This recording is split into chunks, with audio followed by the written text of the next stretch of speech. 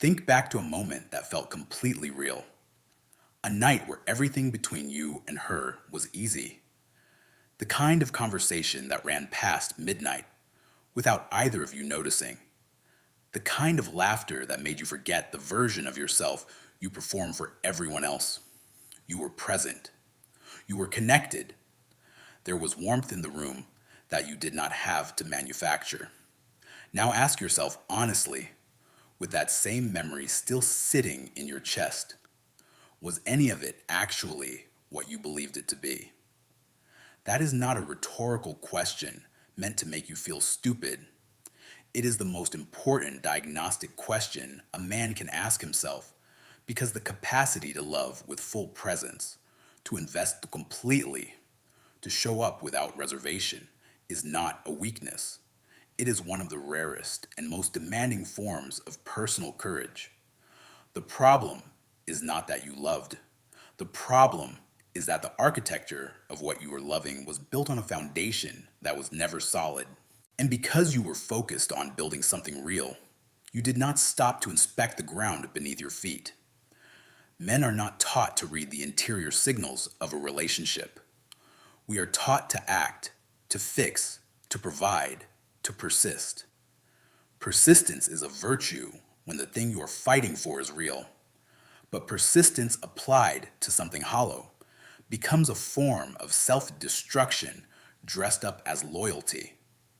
The longer you stay in something that is not truly what it appears to be, the more you erode the most important resource you possess, your sense of what is real, your ability to trust your own perception, your baseline understanding of what you actually deserve.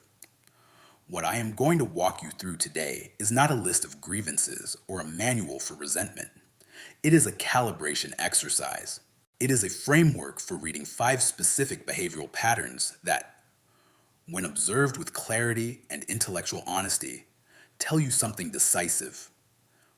Whether the love you are receiving is genuine, rooted in actual regard for who you are, or whether it is conditional, calculated, and ultimately serving an agenda that has nothing to do with your well-being.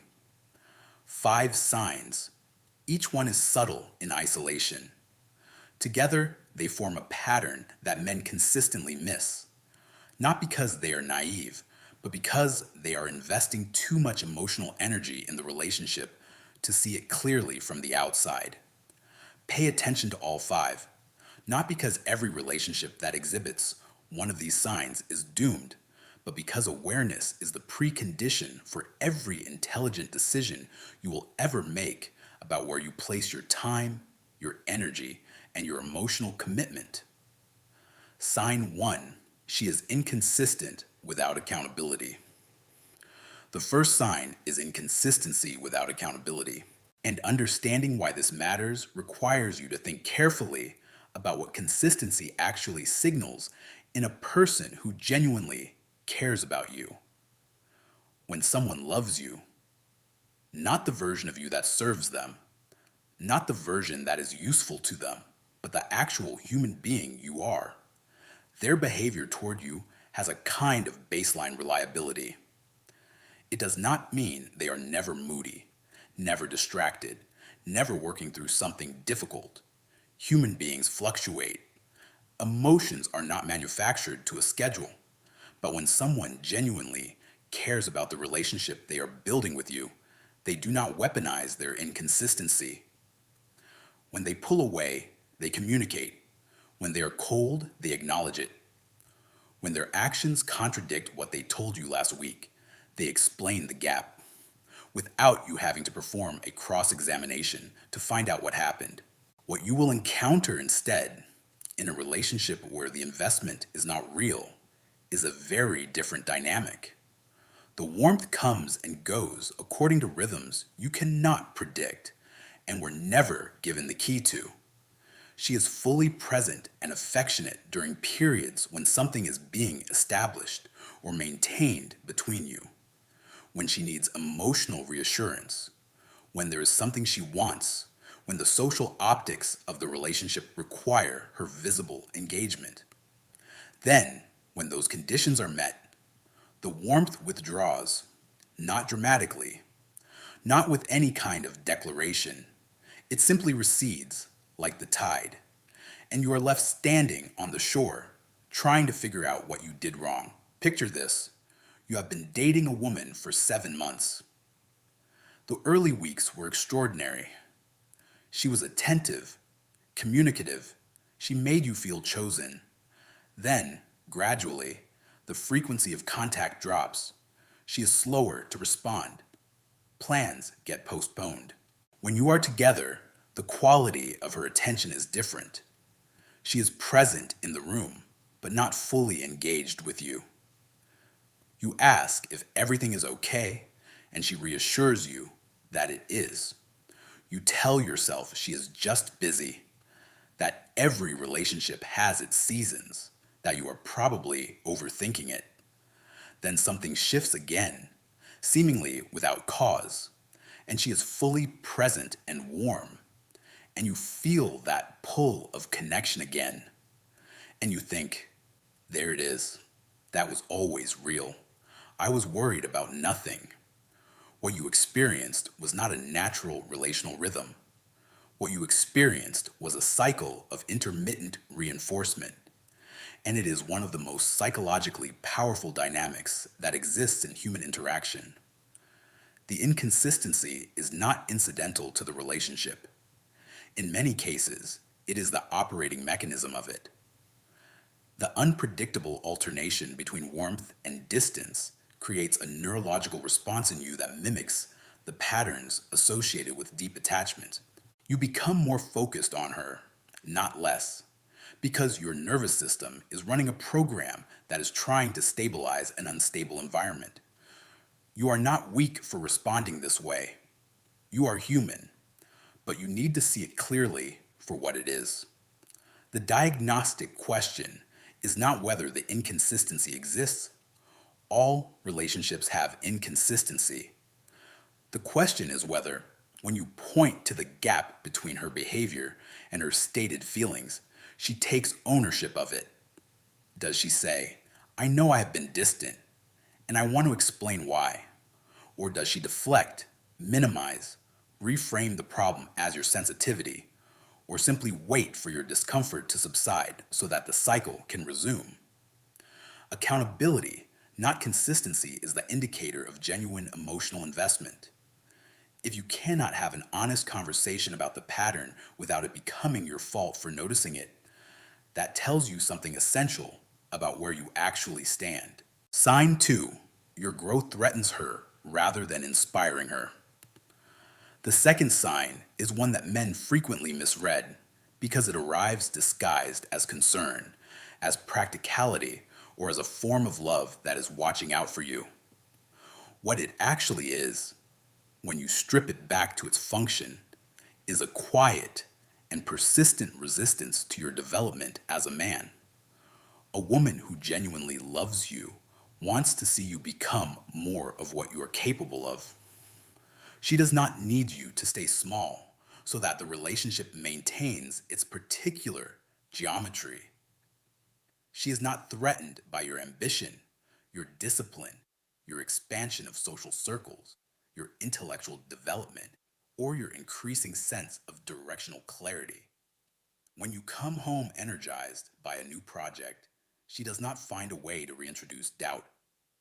When you announce that you are committing to something difficult, a fitness regimen, a career pivot, a business idea, a creative discipline, she does not lead with the ways it could fail. She may offer honest perspective, and that is different from what I am describing. Honest perspective grounded in genuine care makes you stronger. What I am describing is something more corrosive. In a relationship where the emotional investment is conditional and ultimately about control, your growth represents a threat. The mechanism is almost always subtle. She does not say, I do not want you to succeed. What she says is, are you sure about this?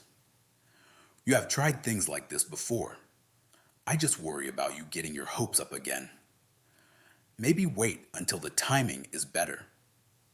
Is this the right moment given everything we are dealing with? Each individual statement sounds like care. Accumulated, they form a wall.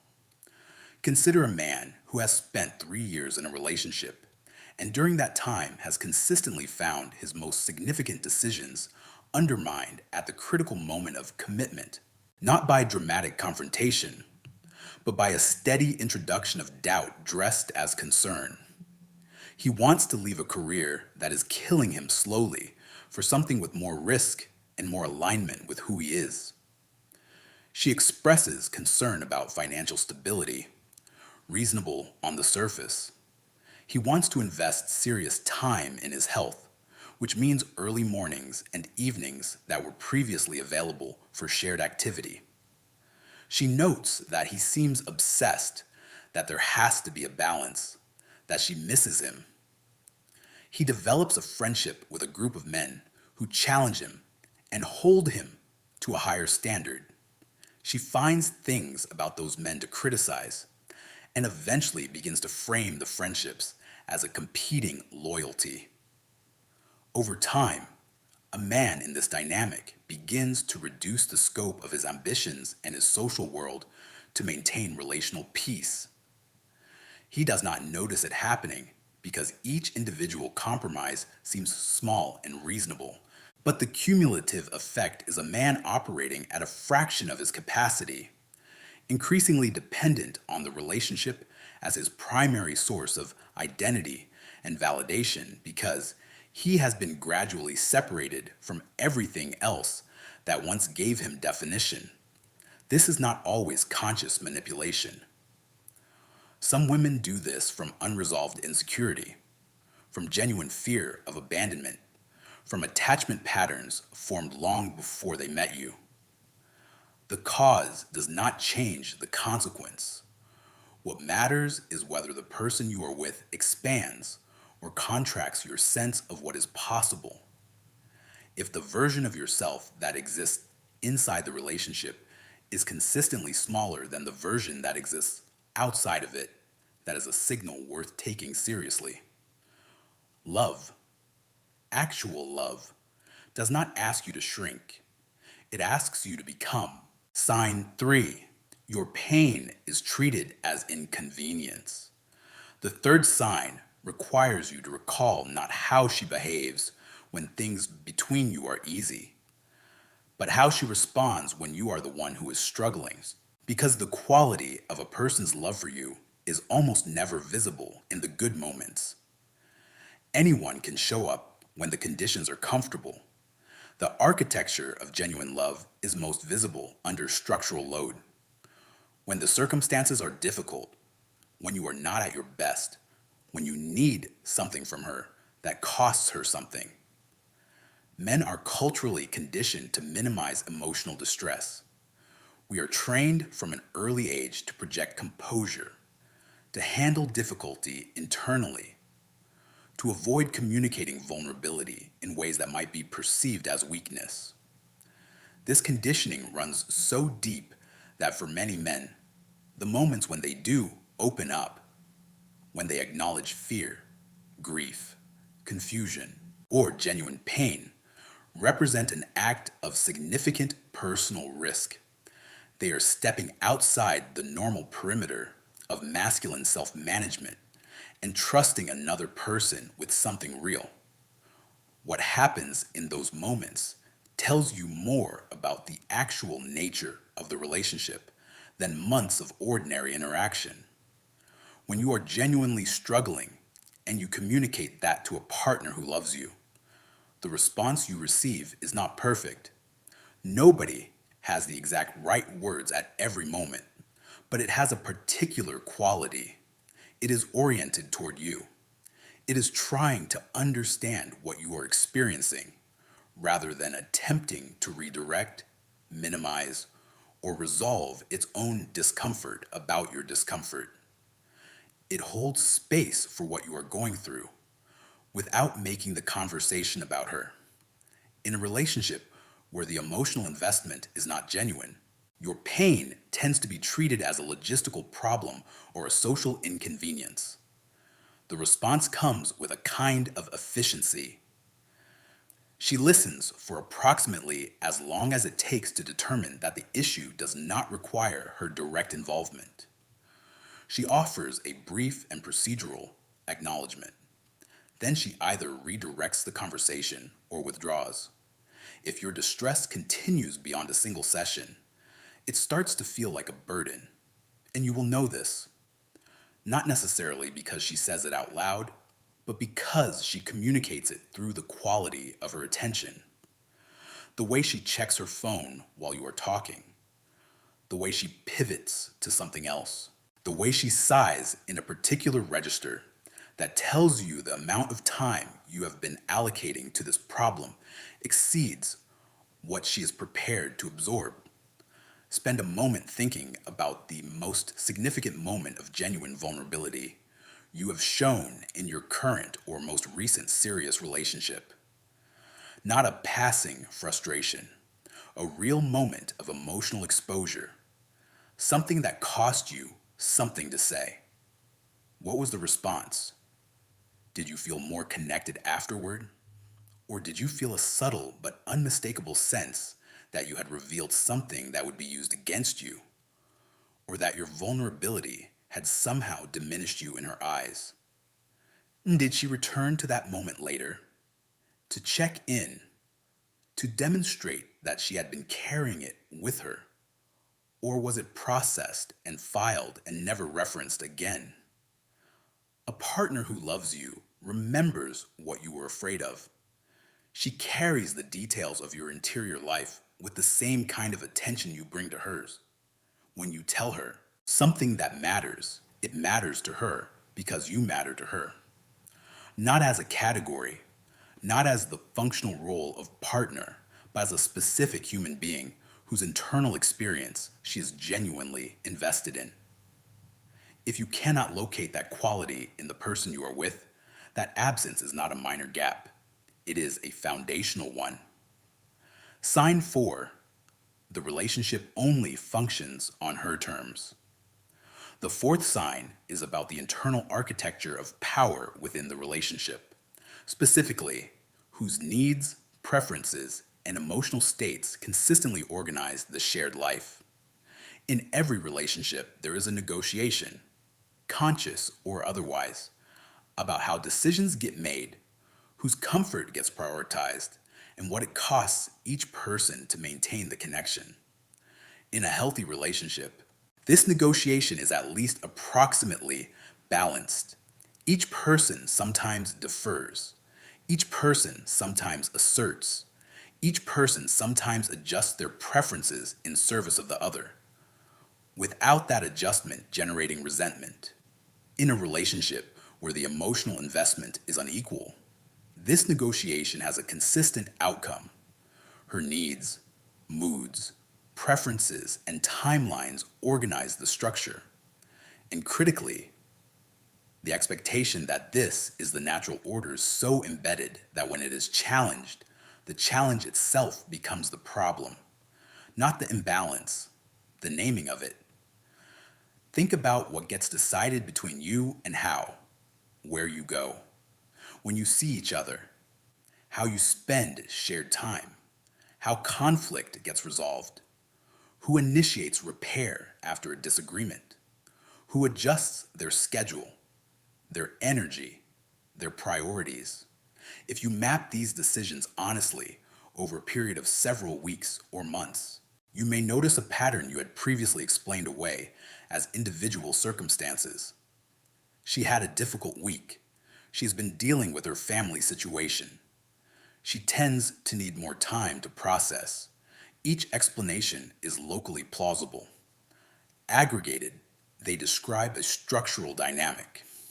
The relationship orbits her emotional weather, and your primary function within it is to remain stable regardless of the conditions you are navigating. There is a particular flavor of conversation that often accompanies this dynamic. It is a conversation where you attempt to name something that has been bothering you. Not an accusation, not a demand, but an honest communication about something you have been carrying. And within the first 90 seconds, the conversation has been rerouted. You are now defending your delivery rather than discussing the content. You are being asked how you think that comment made her feel. You are reassuring her that you are not attacking her. You are managing her emotional response to the thing you brought forward rather than getting anywhere near the thing itself. By the end of the conversation, you have a vague sense of having been the problem, though you could not say precisely why. This pattern, sometimes described as DARVO, deny, attack, reverse victim, and offender, is not always deliberately deployed, but its effect is consistent regardless of intent. It teaches you that the cost of raising legitimate concerns is high enough that you stop raising them. Over time, you become the emotional regulator of the relationship, responsible not only for your own state, but for hers. You walk carefully, you measure your words, you preemptively smooth the ground, you absorb tension so that the shared environment remains navigable. This is an enormous expenditure of energy, and it is almost entirely invisible because it takes the form of things you do not say and conversations you do not initiate. A relationship where you must manage yourself into near invisibility to maintain the peace is not a partnership. It is a performance with a one-person cast, and you are doing all of the labor. Your needs do not disappear because they are inconvenient to the existing dynamic. They accumulate. An accumulated unmet need in a man who has genuinely committed himself to another person does not eventually resolve. It eventually detonates, usually in ways that appear to come from nowhere, but were in fact entirely predictable to anyone paying attention. Sign 5. She lets you go without real resistance. The fifth sign is the one that cuts deepest, and it is the most decisive of all 5 because it removes all ambiguity. It is the moment, real or near real, when the relationship reaches a crisis point and the question of whether she actually wants to keep you becomes unavoidable.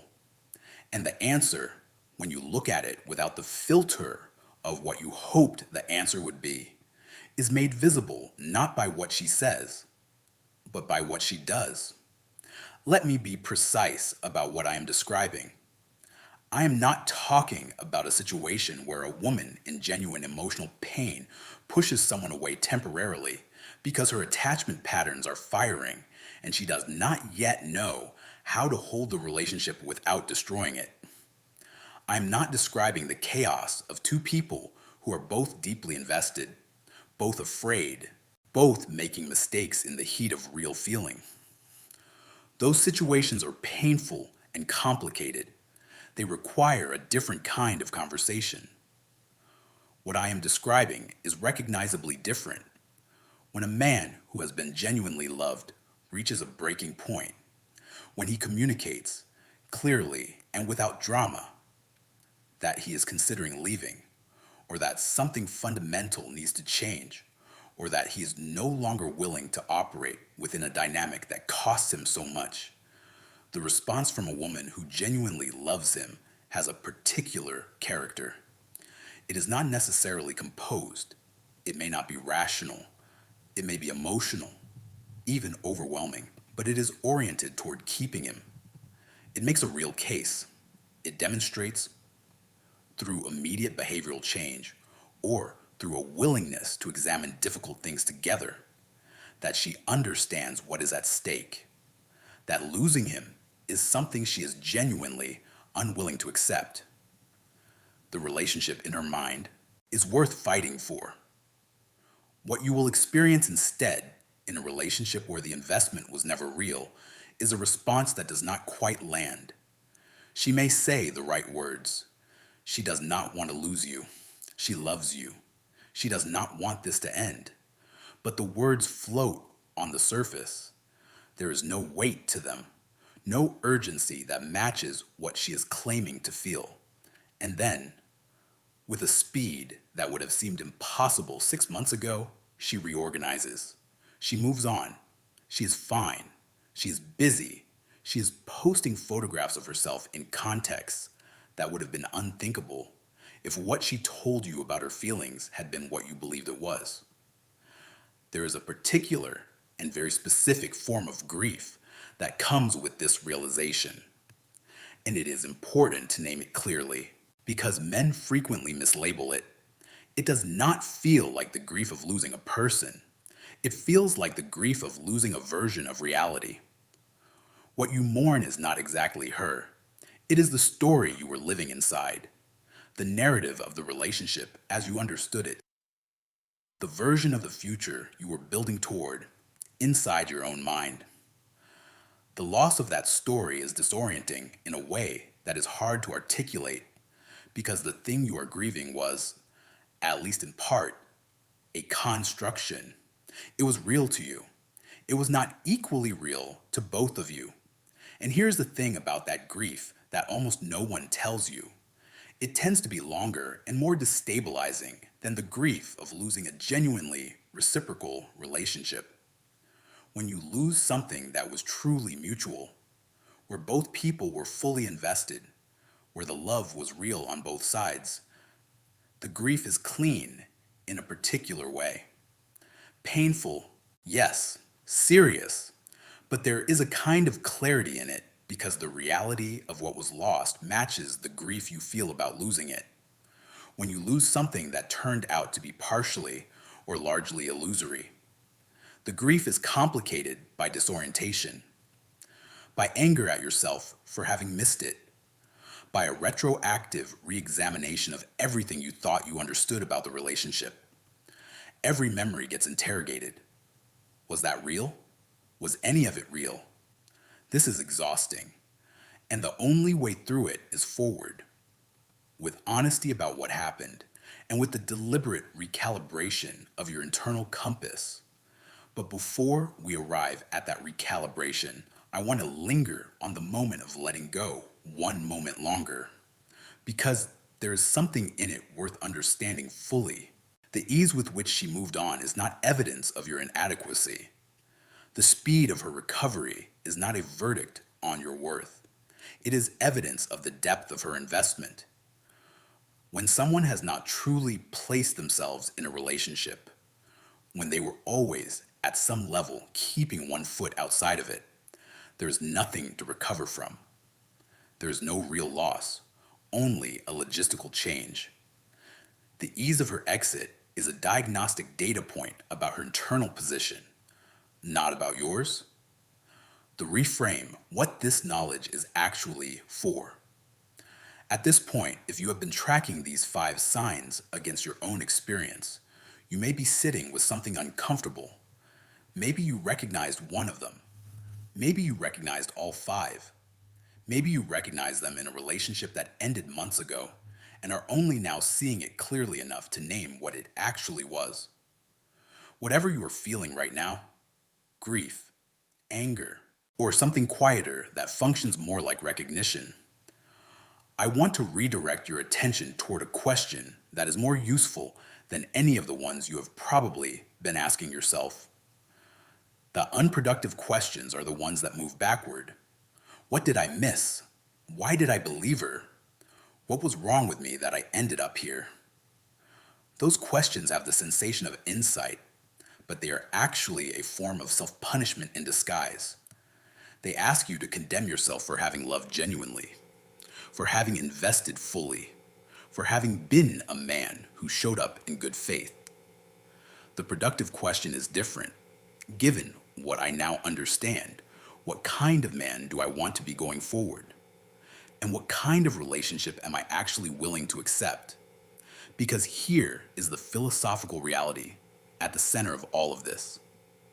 The experience you went through, however painful, however disorienting, however expensive it was in terms of your time, your energy, your emotional capital, taught you something that cannot be taught any other way. It gave you the kind of knowledge that only comes from having been wrong about something that mattered. Most men never develop genuine discernment in relationships because they never stay long enough in their discomfort to actually examine it. They either leave at the first sign of difficulty, which prevents them from learning anything about real relational complexity, or they stay so long without examining the dynamic that they lose themselves entirely. You are in the territory between those two errors, which is the only territory in which actual wisdom becomes available. Let me offer you a frame that is more accurate than the romantic mythology most of us are raised on. Love is not a feeling that arrives fully formed and then either sustains itself or fails.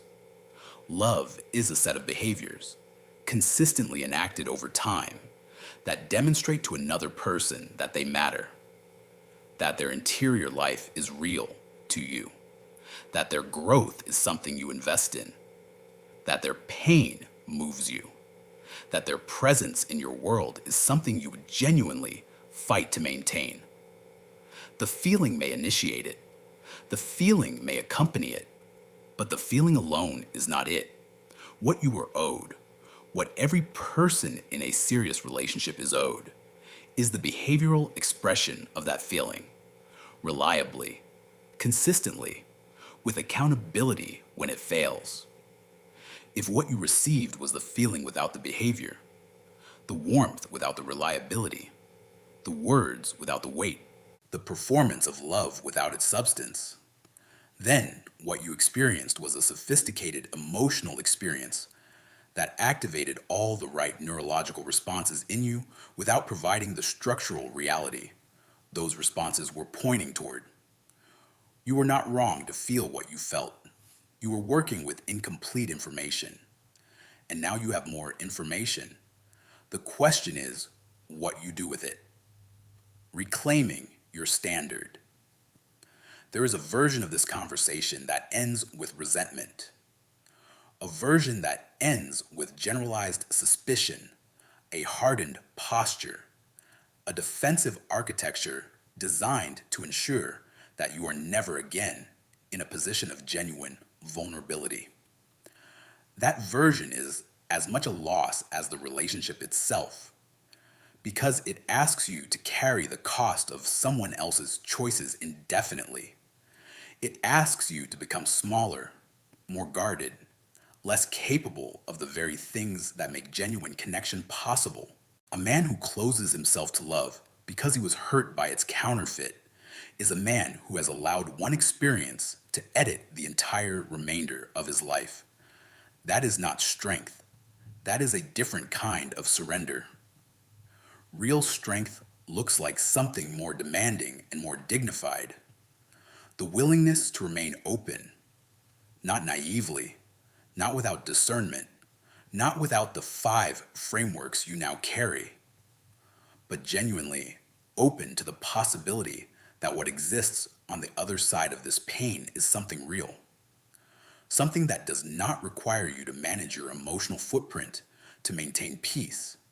Something that expands you rather than contracts you. Something that, when tested, reveals its depth rather than its shallowness.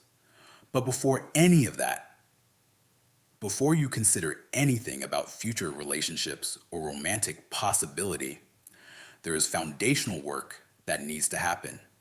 And it begins with the radical and sometimes difficult act of reestablishing your own standards, not the standards you articulate publicly, not the checklist you would present to a friend, the interior standards that govern what you are actually willing to accept in how you are treated. Because what most men discover when they look honestly at a relationship that diminished them is that the warning signs were present earlier than the moment they finally acted on them. The question is not whether they saw them. At some level, they usually did. The question is why they accepted the gap between what they were seeing and what they believed they deserved. This is the most important territory, not the relationship, not her, you, your relationship with your sense of worth, and the standards that flow from that worth. In practice, not in theory, in practice.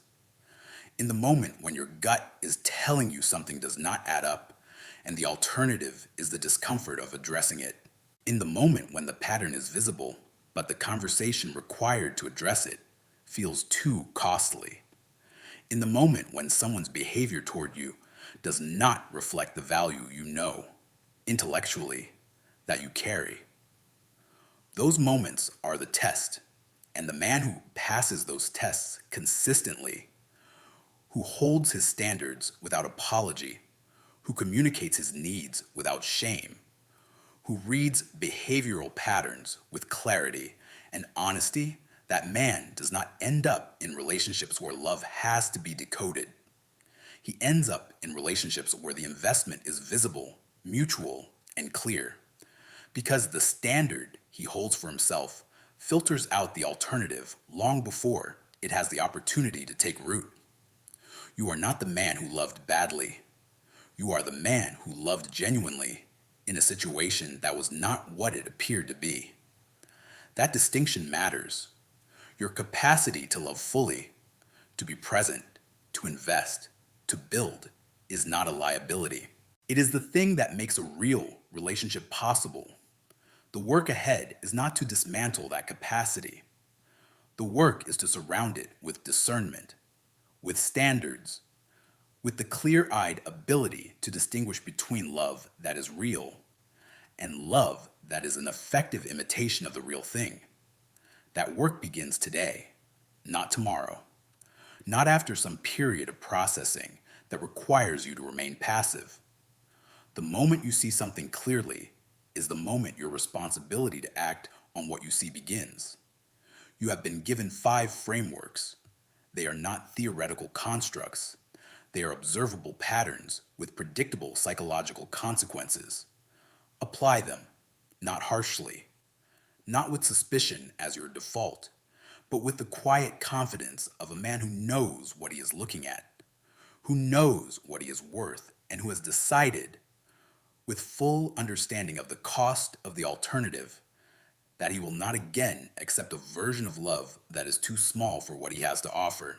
That version of you, the one who is calibrated, present, discerning, unafraid of real intimacy, but no longer available for its imitation, is not a future version you have to become. That is who you already are, now that you can see clearly. The only thing left is to act like it.